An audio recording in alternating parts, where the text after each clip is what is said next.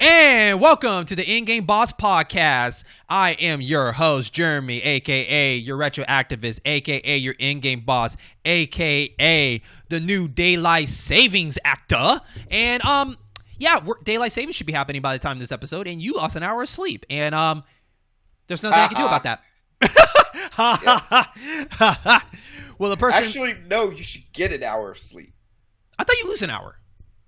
No, spring forward, fall back. You set your clock back an hour. Yeah, fall back means you're supposed to lose. No, you spring set your forward, clock you're supposed to add. I'll put it this way. Let's say I'm supposed to be up at 9 a.m. Daylight savings time comes back. So instead of 9 a.m., it's 8 a.m. I get another hour of sleep. We'll find out when we get there. Anyways, leave a comment down below if who's right or wrong. All right. But of course, with me, the guy that is going to spring forward right in front of my conversation, Jaron. What's up, man? Hey, a.k.a. the evil of Aku, a.k.a. the grumpy bear, a.k.a. a bit of a space case. Bit of a space case. If you can't Wasn't that a show? Yes, Space Cases. Yeah. With Jewel State, a.k.a. Kaylee Fry from Firefly. Or Kaylee from Firefly. Nickelodeon, right? Yep, and the kid, the captain, the Black Kirk, as I call him, he was also the Black Ranger from Power Rangers. How long did that show last? I think it only had 2 or 3 seasons. Was that 4? Was that an American show? Yeah, I mean, America's probably filmed in Canada, but it was an American show. Okay, I didn't know if it was originally Nickelodeon, and I didn't know they just took the UK and just aired it on that. Yeah, it was that network. Kids Star Trek. It was Kids Star Trek. Huh? Did you like it at the time? I dodged it. It was entertaining. I mean, it was a little too formulaic because you can only do so much for a kids show. You know, you can't get into deep philosophical stuff like Star Trek did or does.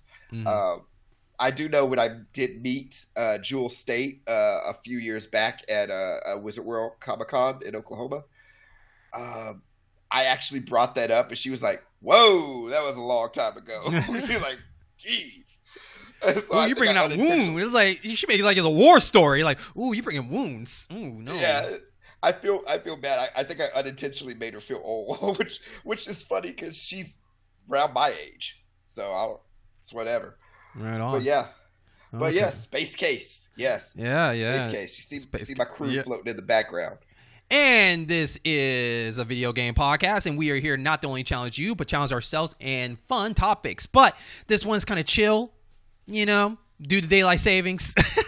Yeah. Oh no, let's be straight. We've had a long, rough week. It has been a rough week. It sounds like you had more of a rough week. We're not going to trade off what's much rougher, but we both have rough week. I've been really busy on just my projects, but also too, it's the holidays, so my job has been picking up a lot of business. So I've been working extra. That's good. Yeah. And hanging out with my family too. That's good. Yeah, that's always good. Yeah. And I had a pet emergency that required a multi-night stay at the vet and a multi-$1,000 bill. So, but my buddy's home. He's resting. Hopefully he starts eating in the next 24 hours.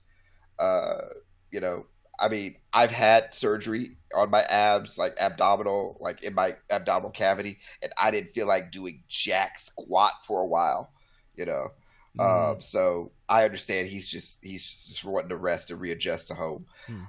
So I'm happy. No more tears. So. Knock on wood, I'm fortunate that I haven't had to go through surgery yet. I had stitches done before.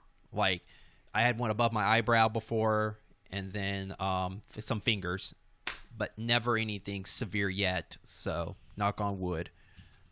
Yeah, and knock on wood that you don't ever have to treat your cat for, like, diabetes or anything, because that gets pricey. Yeah, luckily my cat is not extra thick yet. The way he runs around my place, I don't think he's going to be extra thick anytime soon. But remember, we do have other great programs on YouTube that you are watching on right now. And so definitely check out all our great content. We have some new episodes from Ace and Scrubs. We have a new episode from the World Gaming Trade Show. Halloween's over, but we still have Willy Wonderland and also Casper, the Friendly Ghost, the 95 one. And then actually the newest one that came out by the time you hear this, go check it out, is Honey, I Shrunk the Kids. Yeah, Honey, I Shrunk the Kids. That movie.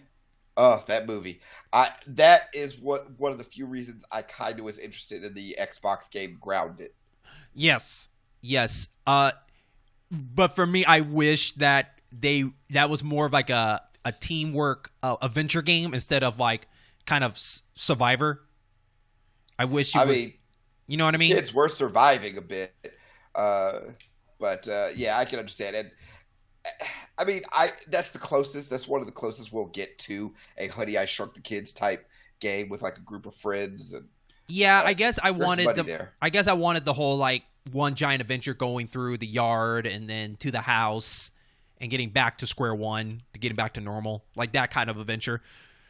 Which is interesting because Nam and I, my other co-host for the When Jeremy Met Nam movie podcast, we talked about how the intro of the movie does not do any of the stuff that in the movie actually does. Like they're on paper airplanes flying. They're running away from like an iron. All this crazy stuff that happens in the title just doesn't happen in the movie, and it's kind of disappointed in that way. Yeah, but it makes you wonder how long. And I'll let you get back on track after this. But how long would it take for them, if they were shrunk and in the house, for them to be discovered versus have to traverse through the yard? That's a good question, but I'll tell you, I'll counter this. I think it's easier to find them in the house than in the yard. Exactly. That's the thing. Mm-hmm. So I mean, if they made most of the movie take place in the house, it would have made more people go like, you can't. How dirty is that house? You can't find.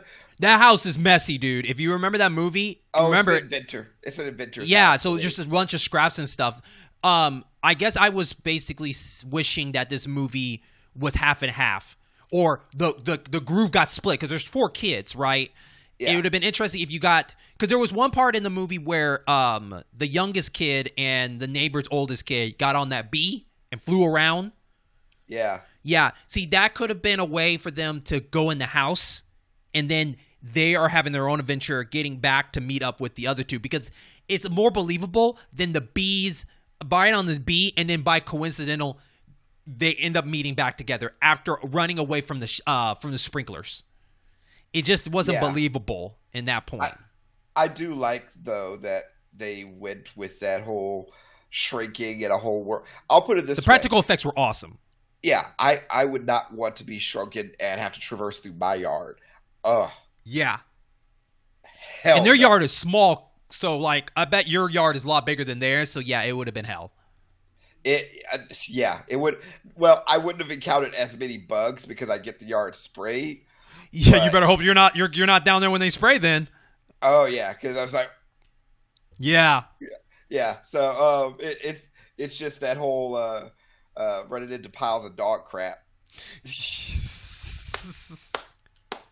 So, yeah, it'll be interesting because there wasn't talk for a remake, so it'll be interesting what they come up with. I just hope it's not like, say what? Yeah, yeah, I heard about. Well, come on, it's Disney. They're remaking everything. Why not? I know they're doing another Snow White. I mean, hell, there's a new Home Alone. Did you see that? There's a new Home Alone that's coming out. So, I didn't hear that. Yeah, I didn't hear that. Yeah. Anyways, we're here to talk about video games. You want to hear more about movie stuff? Please check out our other great content. So, since it's kind of been a hell of a week, we're going to kind of chill and just catch up on news for ourselves and some, news that had gone a little bit like a week ago to now that's going on and whatnot. So let's go ahead and start with some main news. And some of the main news is really from Nintendo right now, because Nintendo, they're kind of popping in a little bit. I mean, you have Shin Megami Tensei 5 that just came out as we speak. There's a Metroid demo that came out. You can definitely check out Metroid Metroid Dread. The demo's out right now. Good shit. You got it. That's right. Yes. Yeah. So I can't wait to play when I have a chance. Advanced War has been delayed to April for 2022 to fix up some stuff. So hey, take your time. Right. I'll have money by then to buy it. Yeah,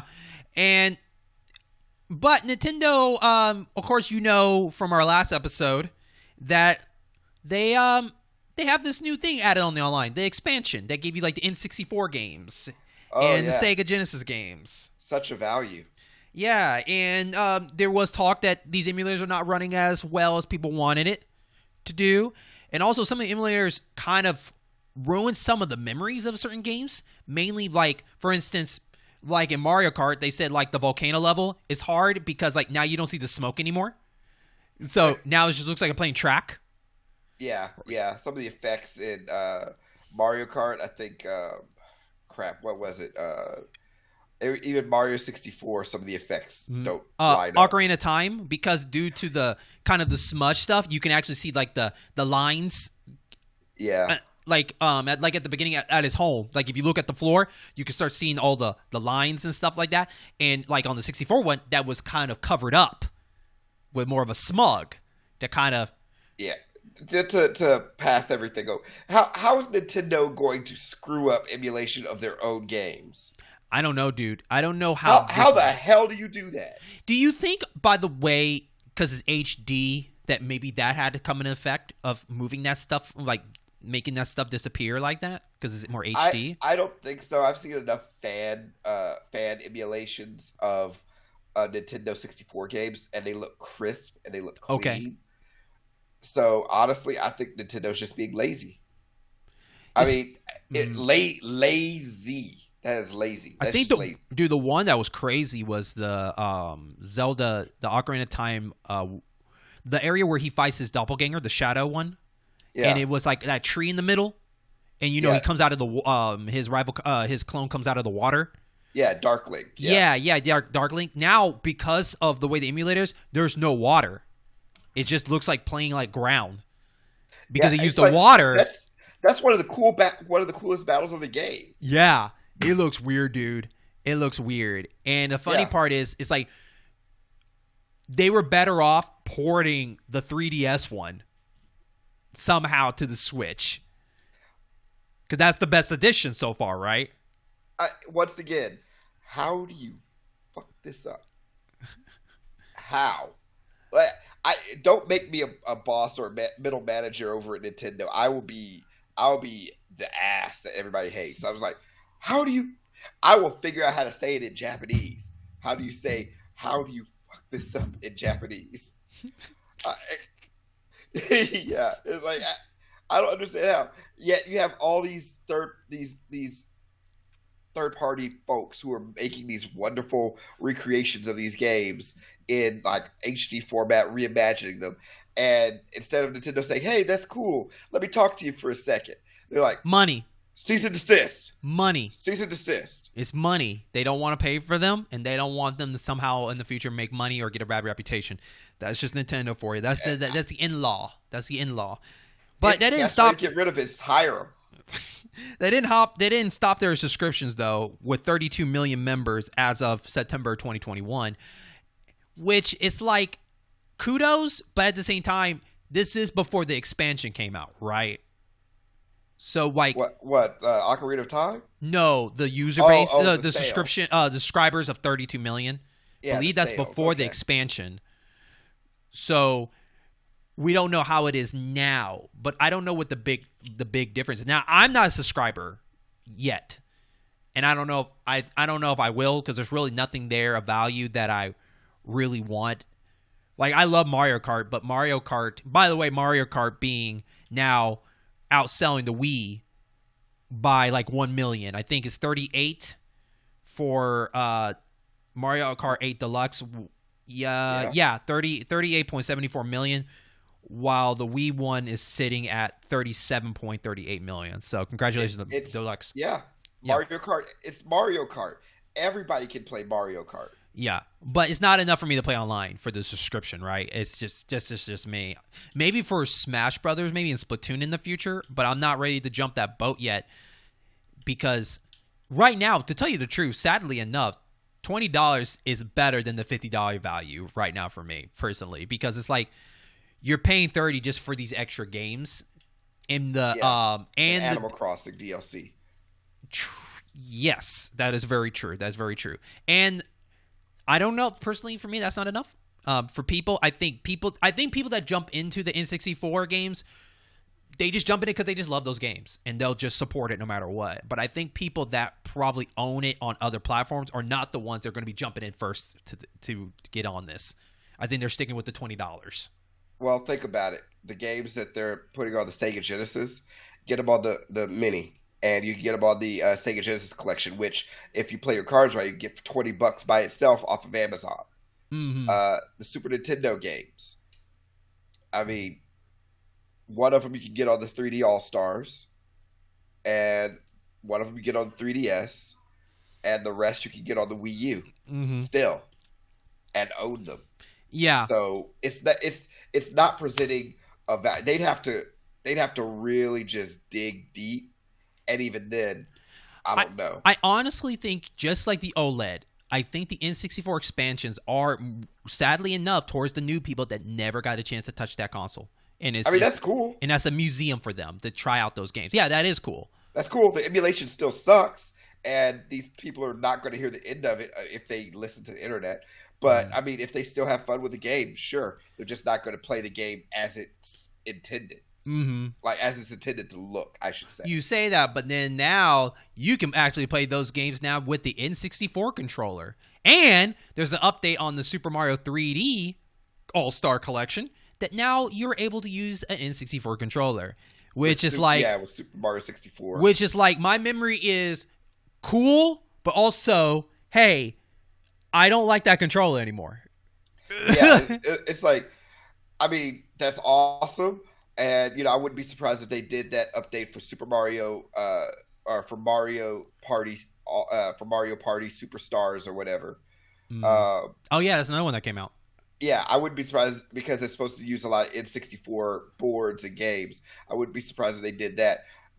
But it's still not going to make people... It's only going to make the collectors and speculators, it's going to make their nipples hard. Mm-hmm.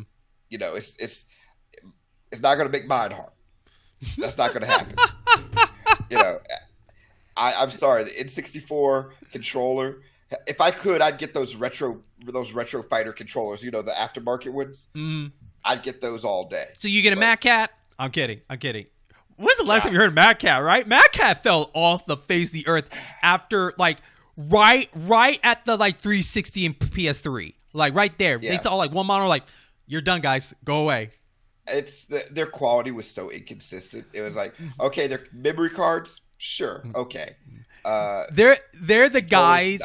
They're the guys that you go over their house for a party and it's like, hey man, what do you got to drink for beer? I got this Keystone.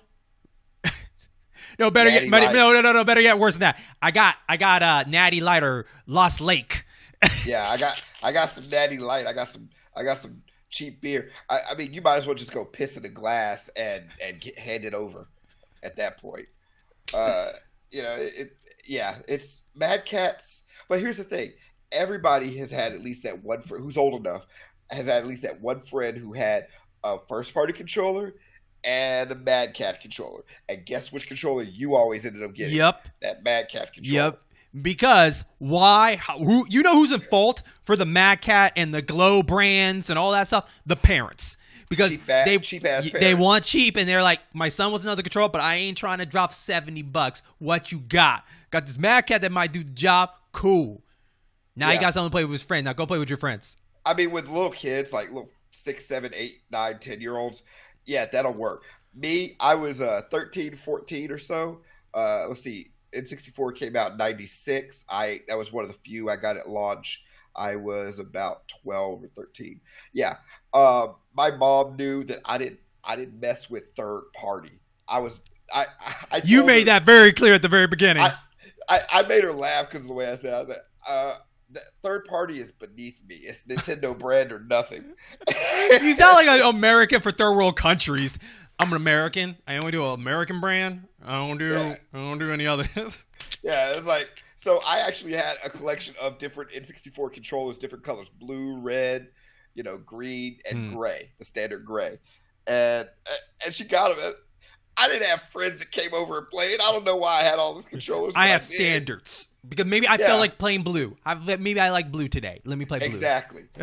Maybe I rotated that stick too much, and I need to swap it out. This is my Mario Party controller. Gosh, I hope the new N64 ones that come out really help fix that problem. The Mario Party game, they actually put a warning: please do not use the palm of your hand to spin this thing for the tug of war. Not let's redo the controls. No, don't do this. But if you do this, you're probably going to win. But don't do this. How bad you want to win? Don't do that. Don't be that guy. Yeah, I don't know. This past couple of years, Nintendo has been really weird. They're like they give you a great gift in one hand and smack you across the face with the other. Now, the funny part about this is, regardless of the expansion, people get it or not, Nintendo's still skyrocketing even as we speak for this holiday of just hitting those hardware sales. The install base is getting bigger and bigger and bigger. And we are now at a new record for them, 92.85 million units. Whoo! That's a lot of Switch. You know what I mean? And that counts all the models, right? Sure. I mean, not the OLED because it wasn't out yet at the last count, but yeah, okay. yeah. And the crazy part about this is, like, it shouldn't be a surprise, but it's also a surprise because just the fact that you forget what are the top 5 that they have to beat. So some of the questions. So let's check this out.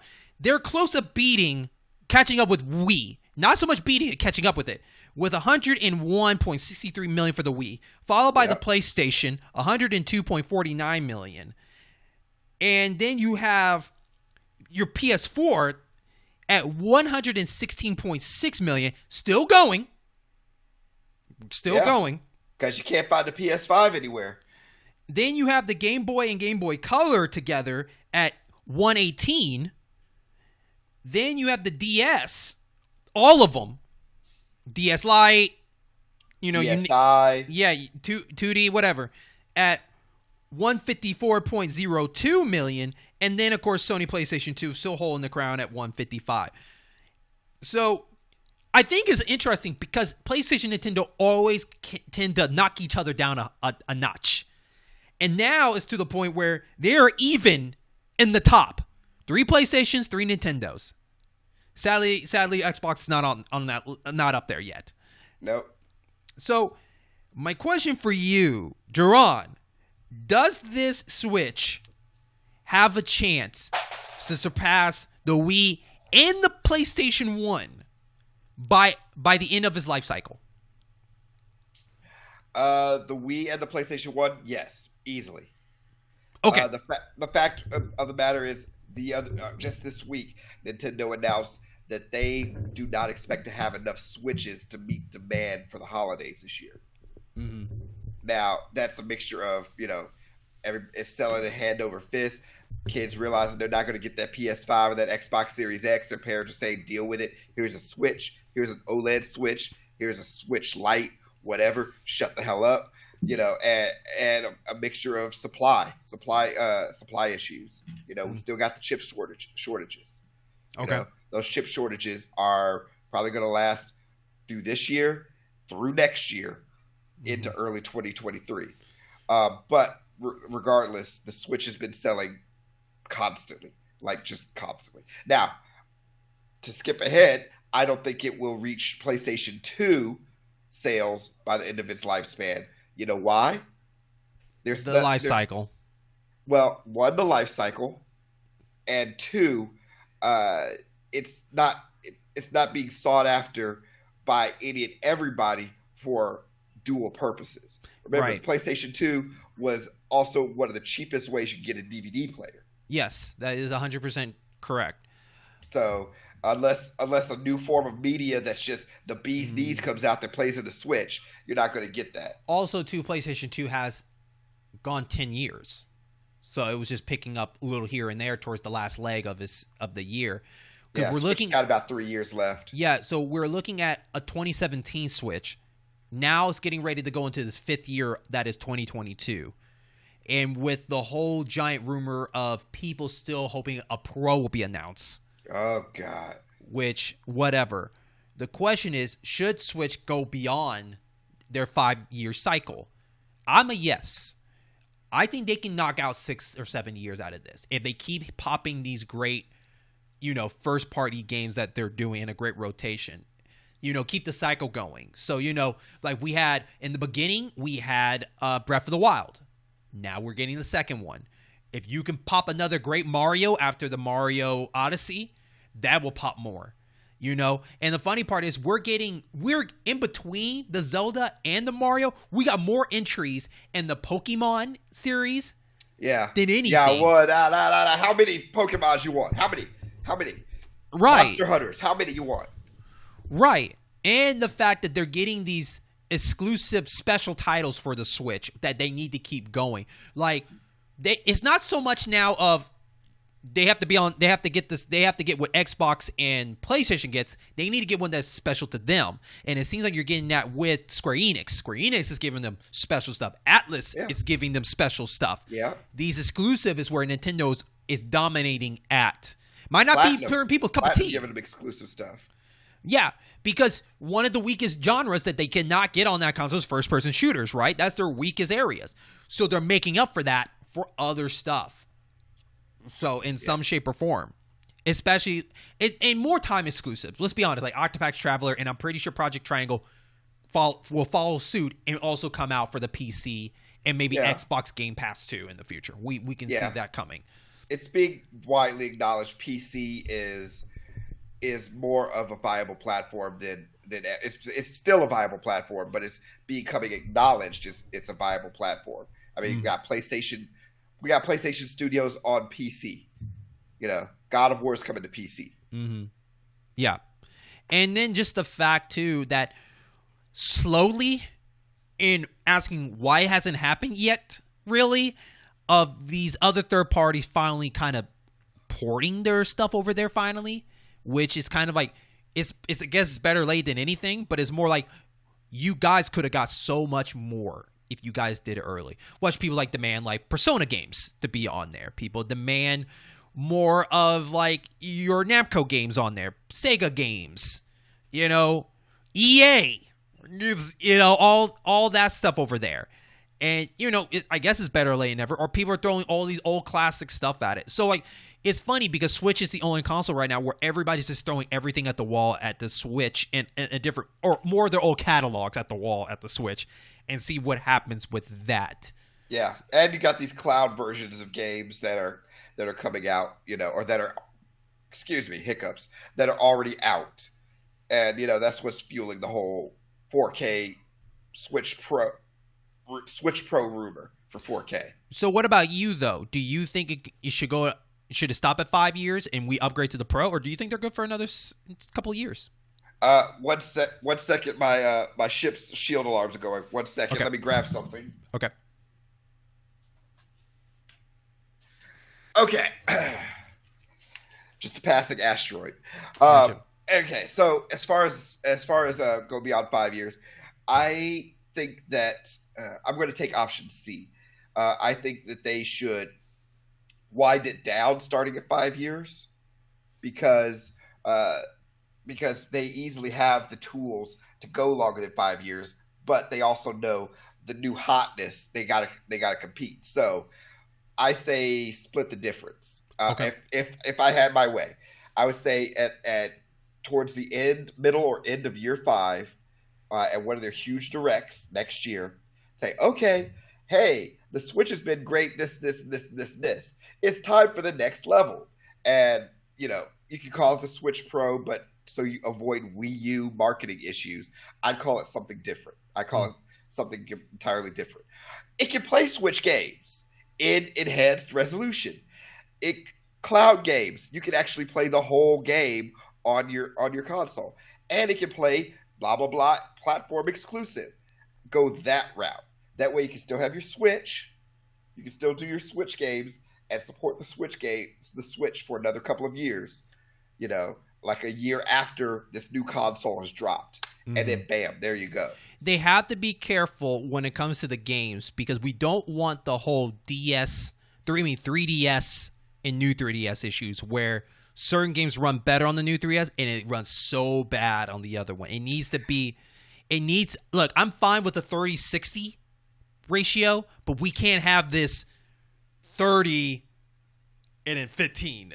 You know what I mean? Well, the trick to that is and Xenoblade Chronicles is the example of that.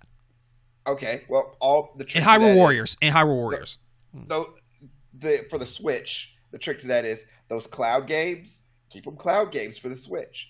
If you get this new Nintendo console, you can still get those games, but they actually are pulled down to the console. Sorry. And they actually run. Okay, so excluded. Okay, other than that, I'm talking about more of like the actual like cartridge games, right? Oh, you mean like Hyrule Warriors on the 3DS ran better on the new 3DS? That's what I meant. Yeah. That's what I meant. I don't want that situation. That's what I don't want. Part of that was because of the naming. It's like, oh, I need to get the new 3DS to run this properly. And some of the games they did advertise or warn you that it would run better or is better on such and such. But they would avoid that if with this new console, whenever they choose to drop it, they don't have the Switch name. Or they make it clearly a different system, like Switch 2 or Switch Swatch or whatever. So basically kind of like the difference between a Nintendo and a Super Nintendo. Is that what you're meaning more? Yeah. I mean, you had Nintendo, Super Nintendo, GameCube, Wii, and then Wii U. What? So... It's funny, right? Because...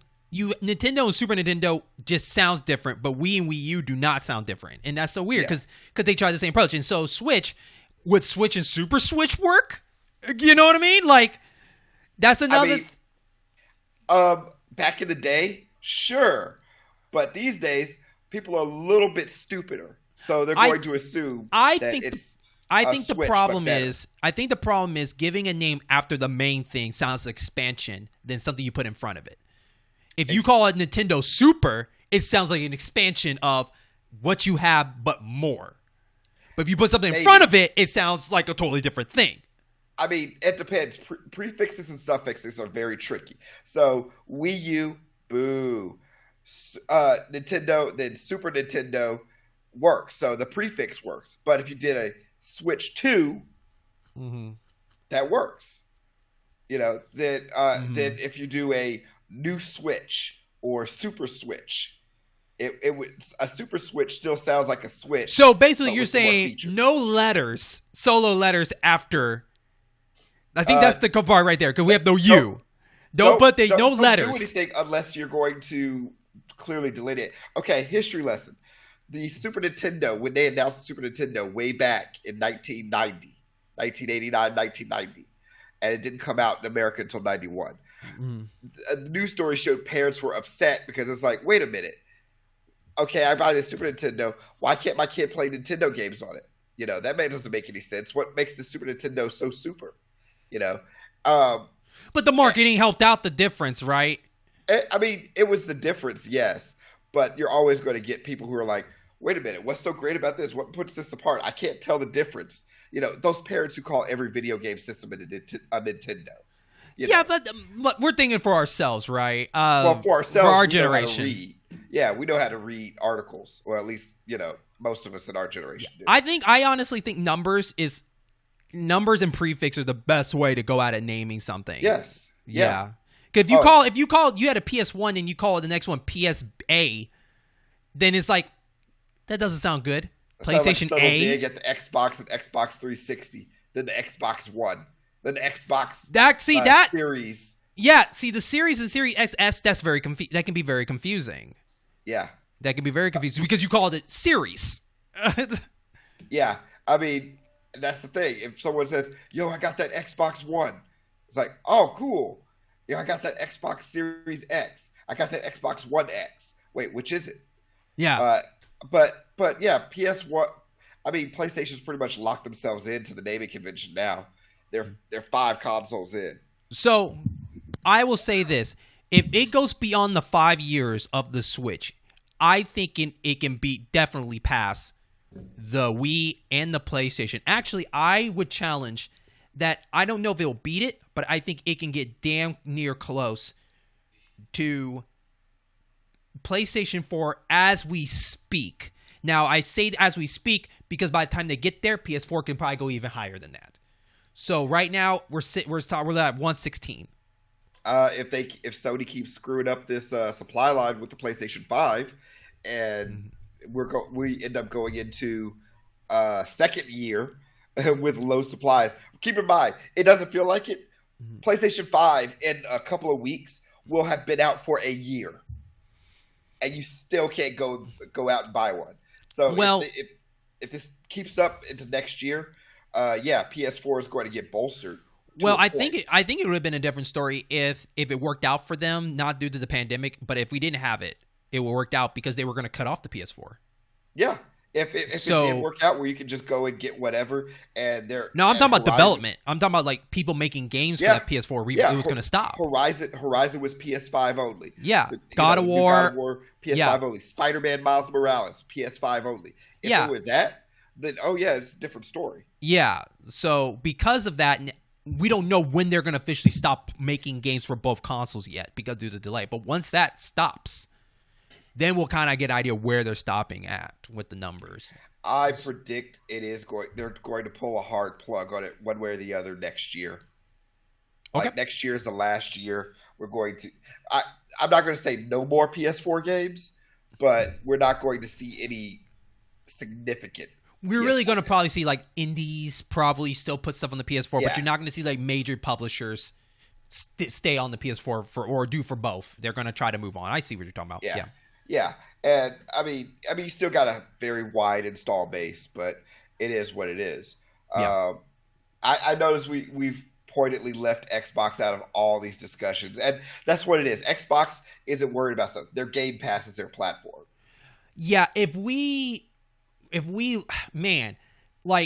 want to talk subscriptions, probably Game Pass, Xbox is number one on subscriptions. Oh, there's no probably. It is. I mean, are you talking about value or numbers?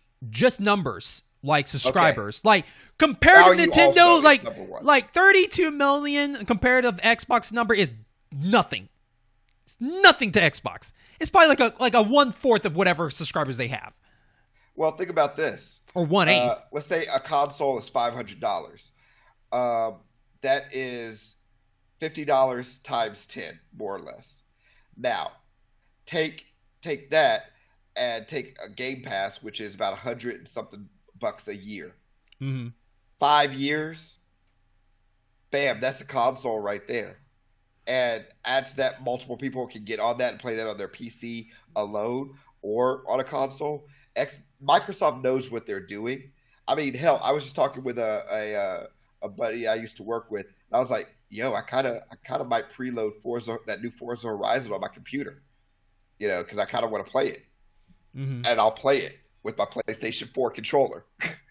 Yeah, that's the thing. Yeah, I think that is great that Xbox is finding somewhere where they're dominated, because that's the goal, right? Each console has to be dominated somewhere. Like Nintendo always kind of dominate when it comes to first parties games.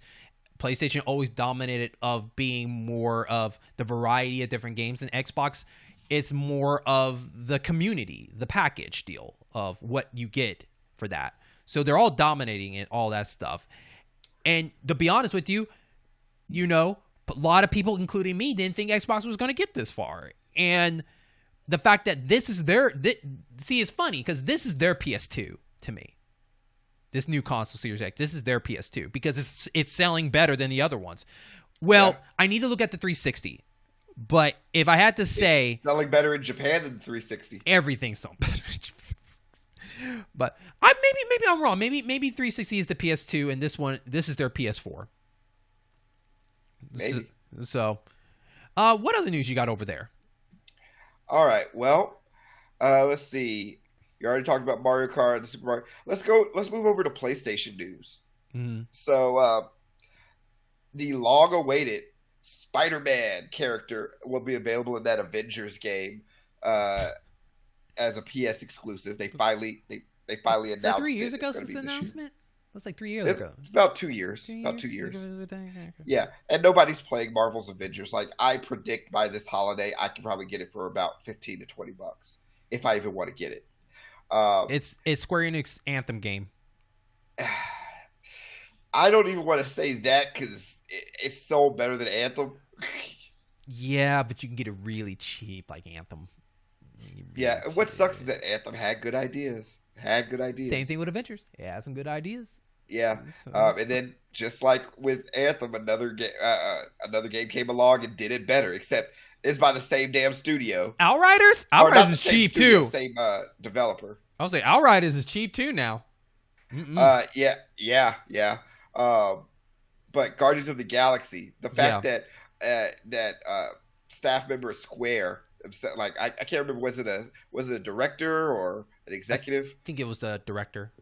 Yeah, he admitted he was disappointed in Avengers, and then of course, maybe the other studio should have handled Avengers like they handled Guardians of the Galaxy. It's like, wow, think of that. Just make a game where you just play the game. You don't have to grind for points to buy crap in a damn premium or freemium studio setup. Mm-hmm. You know, like Guardians of the Galaxy, I might have to pick that up when it's on sale. I'm down the line.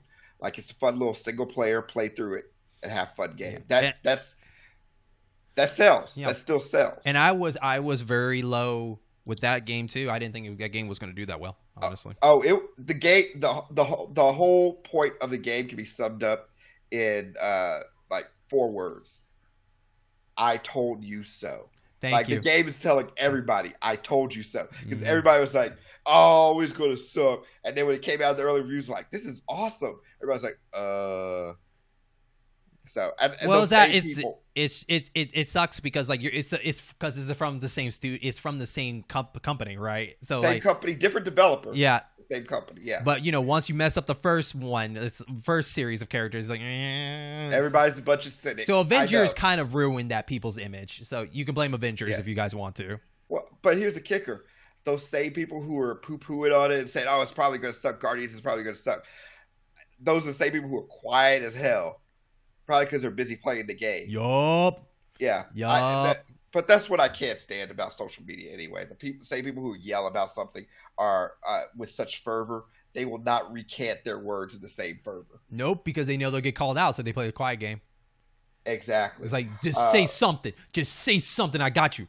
I'm going to get you right then and there. So exactly. This is part PlayStation, part Xbox news, but it's still interesting, especially for those who like Dark Souls and Sekiro.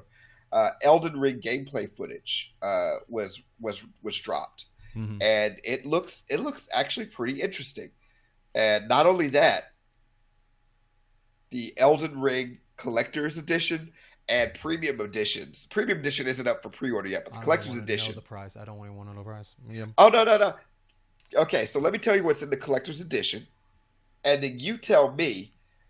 You take a guess how much it is. The price is. Oh, we're gonna play Prices Right. Oh hell yeah!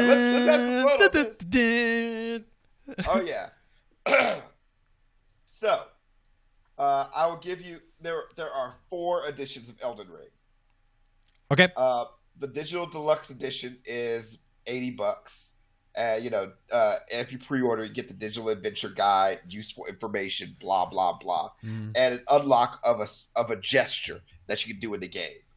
So that's the digital deluxe edition. It's like $80. Okay. Obviously, digital art book, soundtrack. Okay. Now, the big money, the collector's edition, is going to come with a 9-inch statue of the character Malenia. A steelbook case. They all have to have steelbook. A 40-page hardcover art book. And the digital soundtrack, because God forbid they give you a CD, because who uses CDs anymore? Yep. And of course, console players will get the full game on the disc, and PC players get a Steam code. Okay. So, how much do you think that is? The collector's edition. Well, Bob, I think I want to go with $1, but if I had to be honest, because the statue is really the moneymaker. That's where it is. It's always a statue that costs more. I'm gonna go with $400. Actual retail price is $189.99. Wow.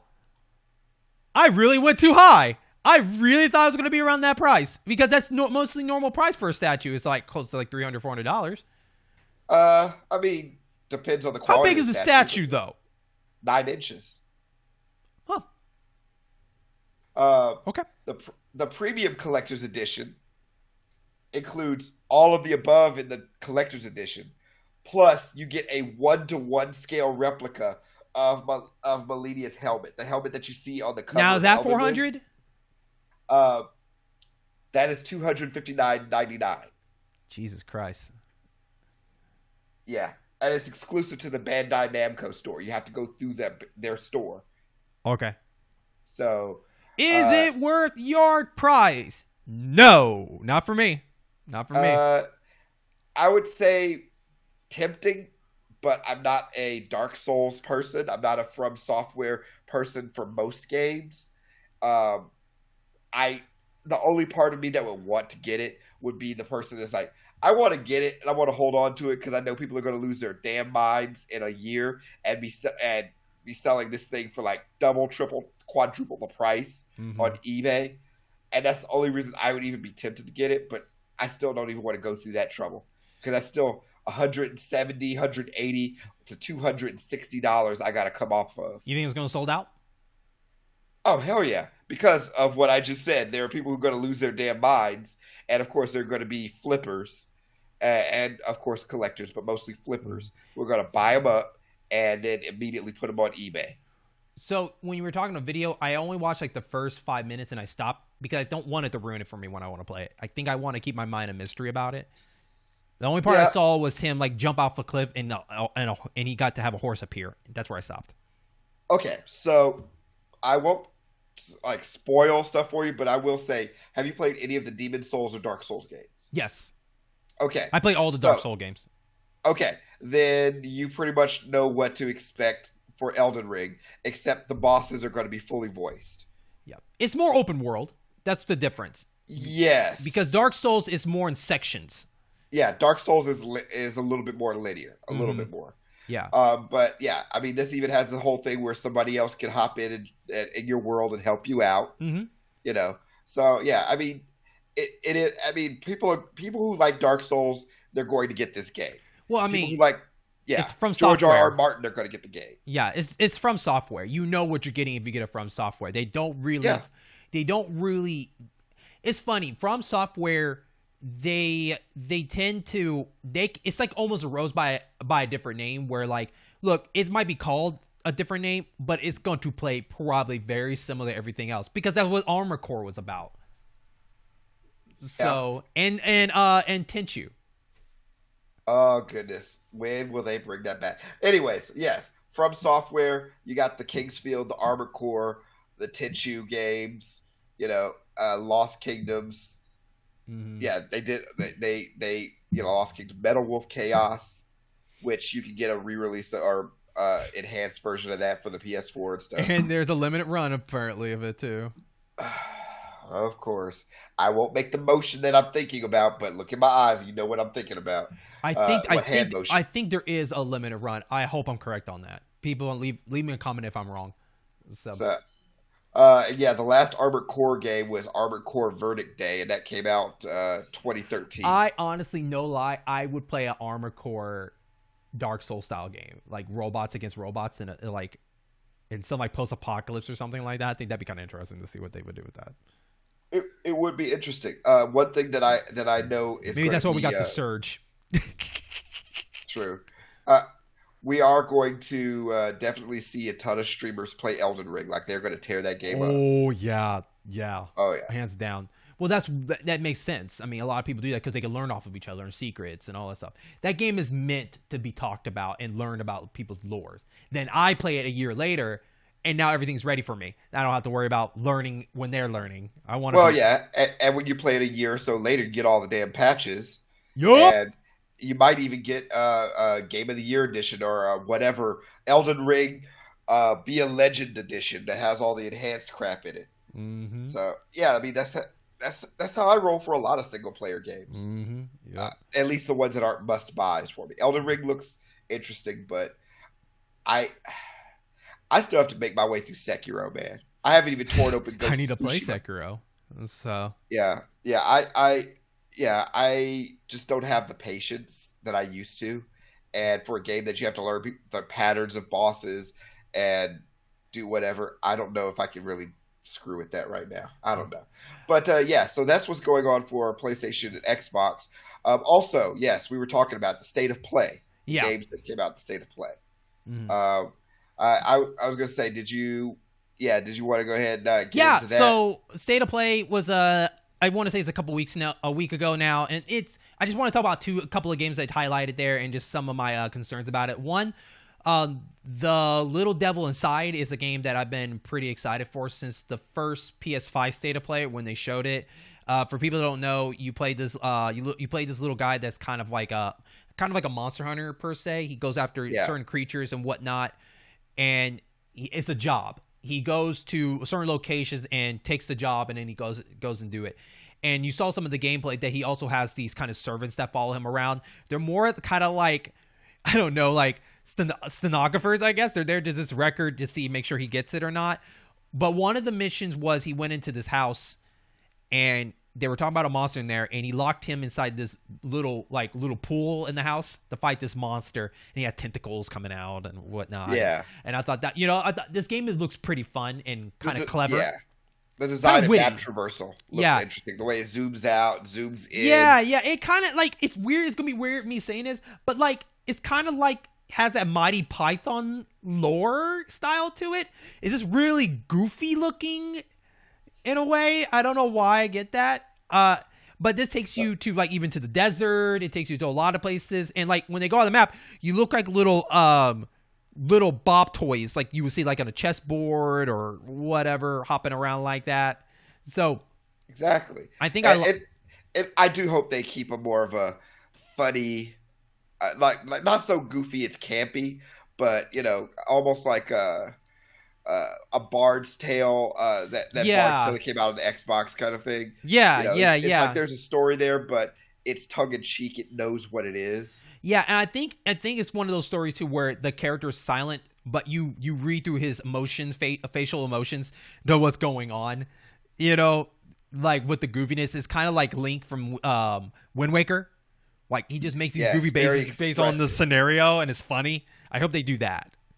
So exactly. I mean, that's expressive eyes and expression can trump any form of, we got this big budget voice acting. He's like, no, just get everything across through the eyes and the story. Mm-hmm. If you write it well enough, you don't need a huge budget. You don't need AAA money.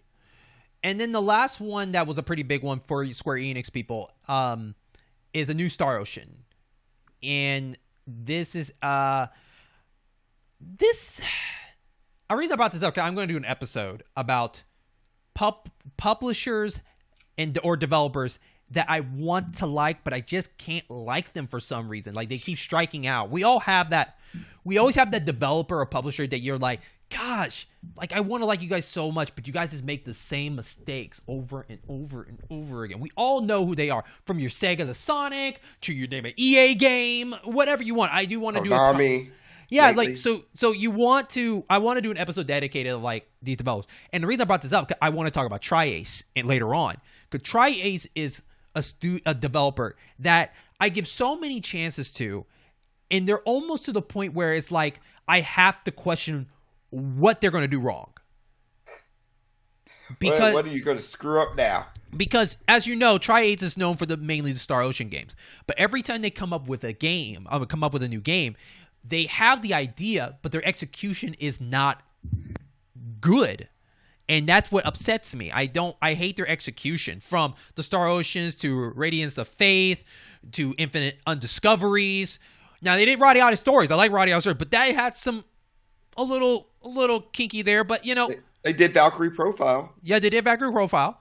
But for some reason, they always almost just missed the mark just barely. So when I see the Star Ocean, one of the things that definitely they stand out is when it comes to Star Ocean games, all their character designs always look like they're dolls. They look like dolls. Yeah. Yeah. I mean, with the big eyes and those, yeah.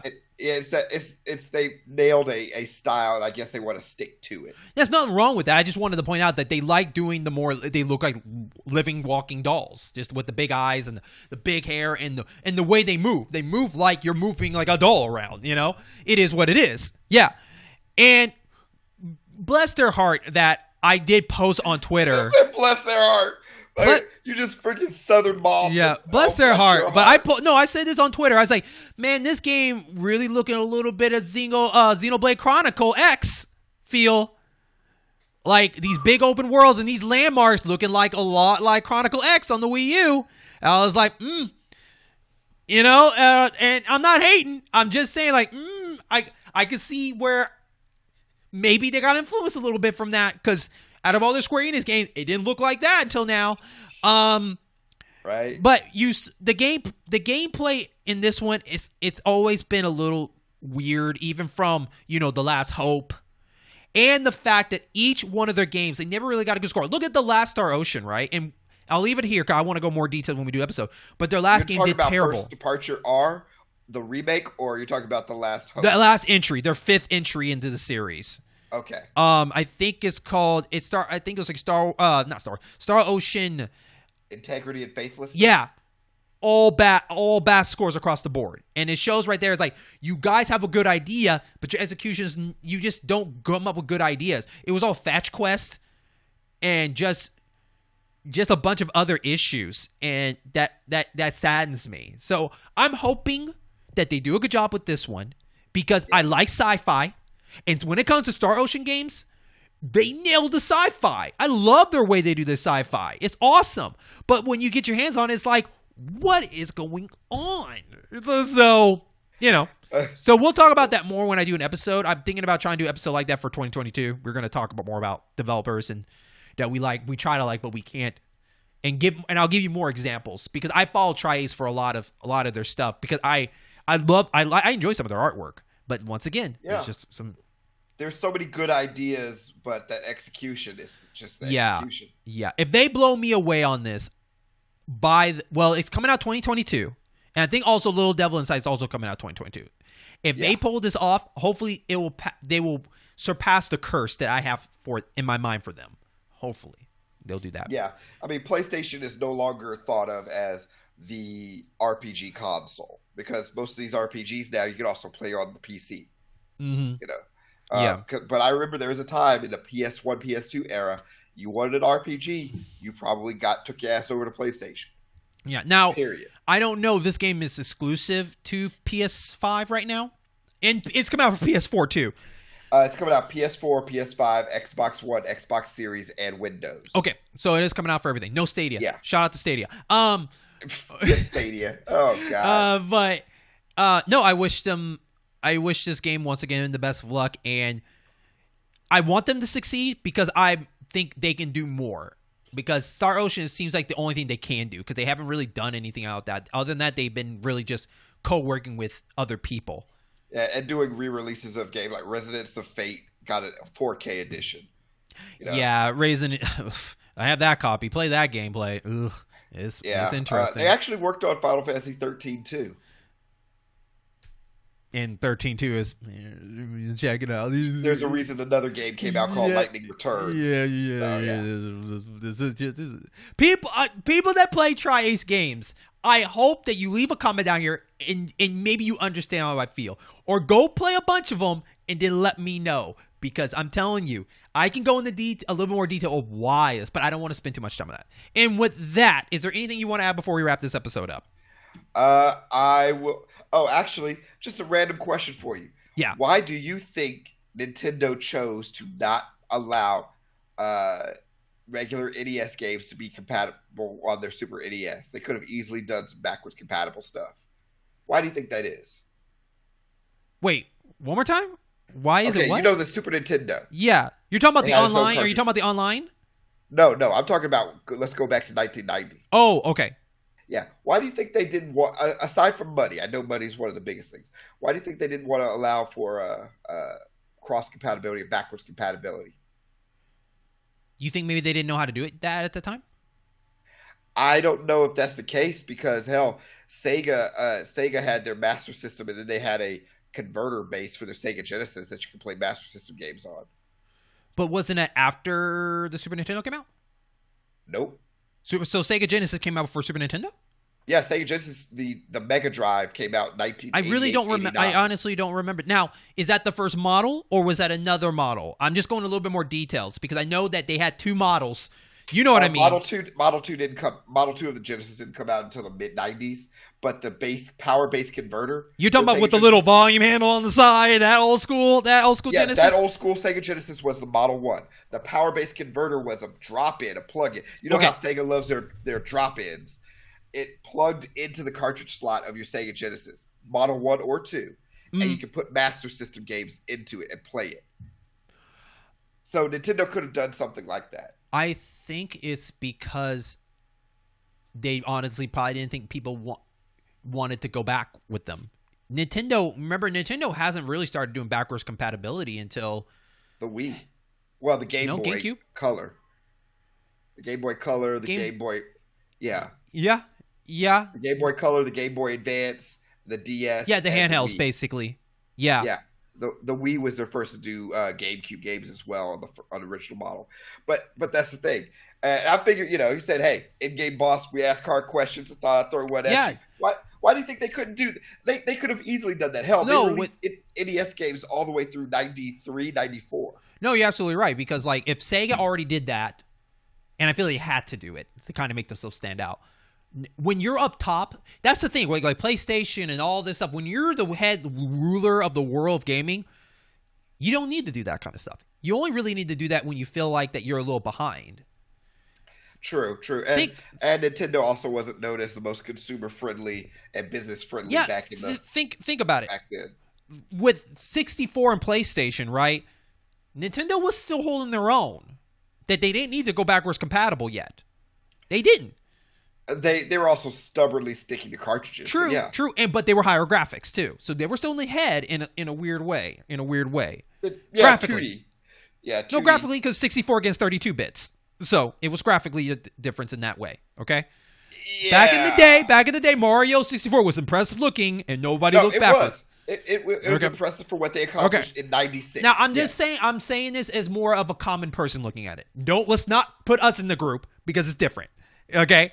We're talking about just common people that look at a game and are like, this looks awesome. I'm getting this. And Nintendo hold on its own because they hold on to that way. With GameCube. GameCube was the last thing because PlayStation 2 was still kicking ass. And it played PS1 games. Because PlayStation had to, because Nintendo was still kicking ass with it. Then you get the Wii, that now they had to go backwards compatible with it. Yep. But now look at PlayStation. PlayStation 3 doesn't do it. Well, PlayStation 3 does until it doesn't. First. Yes. At first, but everything else was PS1, which people didn't really care. They wanted PS2 games. Now PS4, when you're on top, why didn't they put PS3s? PS4 games. What else does PS4 play? PS4 games. Yeah. I want PS3 games. Yeah. And buy them digitally. Look at Xbox. Xbox is backwards compatible because they had to get something to get people to come back and to get. So my answer to that is, I think when you're up top, they're not going to do too much work until they have to. They have to figure out something that gives them the edge. And it seems like when you're losing, backwards compatible comes into the picture. I guess. I mean, yeah. It would be except nice. Sega. It would be nice. It would have been nice if they did. I mean, hell, they did freaking Mario Paint, a mouse and a mouse pad and a game. Super Nintendo did everything. They did everything. It was weird.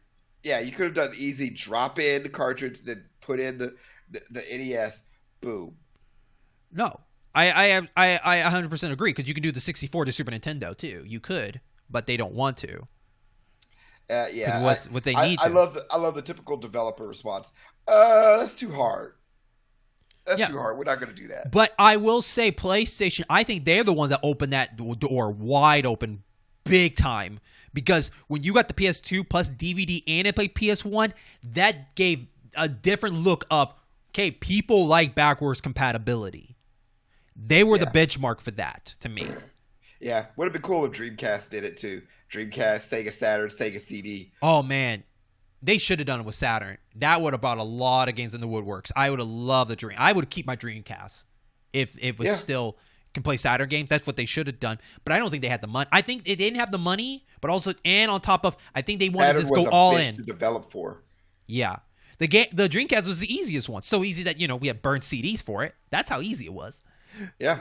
So, but no, that's a great question. I think my answer is that. But what about you? What's your answer to it? Do you agree or disagree, or what's your thoughts? I think Nintendo didn't do it. I mean, it's along the lines of what you're saying because they didn't have to, but also because Nintendo was on top, so they believed that they could do no wrong. And as with a lot of the culture at the time, and probably still is, look forward. Don't look back unless it's like, celebrating whatever, but look forward. Don't hang on to old technology. Mm-hmm. New technology, which is funny because Sony still did their thing, Sega did their thing, Nintendo did their thing. So look forward unless you can make more money glancing back. Yeah. And now we're definitely this is the way of the future. I think Xbox is the last leg of holding on. But whatever happens at next Xbox, all backwards compatibility stuff is going to be digital only in some shape or form. Fine by me. I don't own any physical Xbox One games. And if I ever get I'm just talking about further on. The next Nintendo, like the 64 is a great example of that. Like your GameCubes, your Wii U's, all that stuff. It's already slowly packing in there through definitive editions. Yeah. Some shape or form, it is backwards compatibly in a way where you're paying more money than you holding on. Because I mentioned this a long time ago. A lot of these gamers like PlayStation don't want you to go back. They want you to keep buying new repackaged stuff. New version. Yeah, a new version of it, and they keep going. They're like, no, we want you to find some way to rebuy this. That's why the whole Last of Us thing was a big discussion. Yeah. All that kind of stuff. Yeah, because I had it on the PS3, and then eventually double. Same with Grand Theft Auto 5. Yeah, and now some people are going to be triple dipping. Yep. Now we have the trilogy. More dipping. Yeah, exactly. Yeah, exactly. Mm-hmm. But that's the kicker, and this has been the subject for a while. This is why I encourage ethical emulation, because there are a lot of games you're just not going to be able to find, or the rights to are lost, or whatever. There's no way to play it unless you go back in time or you spend thousands of dollars. Mm-hmm. And I say screw that to either. So, but that's all I got. Okay. I like that. We should do a fun challenge at the end of each episode. Maybe we'll work on that for like 2022 for the next season. And so, with that, I want to thank everybody for listening to this particular episode, but it's not over. We are here every bi-weekly, and we didn't do a live one. That's how tired we are, but we'll be back to do another live one on Twitch. So, but, check out our other great content and stuff. But remember, we are on everything, and you can definitely find our information. We're not on everything. I lied. We're not on everything. I don't have a TikTok. No. We're only on YouTube. All our content is on YouTube. But if you want to find us for more information and up to date on stuff, you can definitely check out our Facebook page. That is the In-Game Boss Program. Or you can check out Twitter by typing in @program. If you want to see what I'm doing personally, which I am working on sound stuff, you can find me as RetroAmp07. And if you want to hear me just bitch randomly about Tekken 7 and fighting game community and how it's not a real community and other things that'll just piss someone off, you can find me at the Grumpy Bear 84. All right. And with that being said, thank you for joining us on this stage, but we got to go. Stage clear. Let's go. New high score, but barely.